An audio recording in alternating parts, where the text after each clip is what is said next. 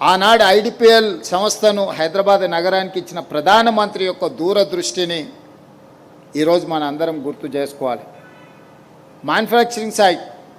BHEL కావచ్చు, defence side IDL, BDL ఇలాంటి సంస్థలు కావచ్చు,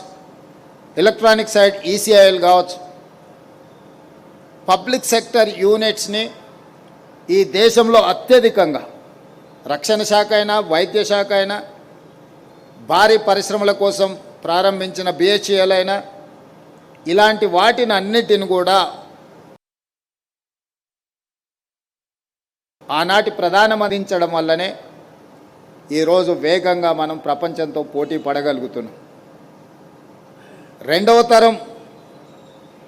లిబరలైజేషన్ పాలసీలో ఈనాడు కనిపించే హైటెక్ సిటీ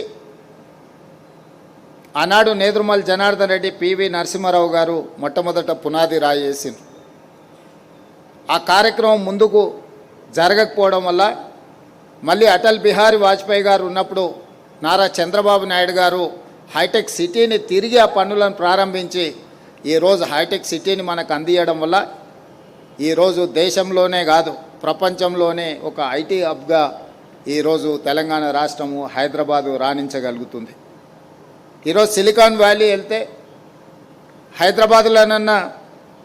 ఐటీ హబ్కు పోతే ఇంగ్లీష్లో మాట్లాడుకునే వాళ్ళు కనిపిస్తారేమో, కానీ సిలికాన్ వ్యాలీకి వెళ్తే ఎవ్రీ ఆల్టర్నేట్ పర్సన్ ఎవరిని కదిలించినా తెలుగులో మాట్లాడుకునేంత గొప్పగా ఈరోజు మనం రాణించగలిగినము అని అంటే ప్రధానంగా ఆనాటి ముఖ్యమంత్రులు, ప్రధానమంత్రులు ఒక విజన్ తోటి, ఒక పాలసీతోటి,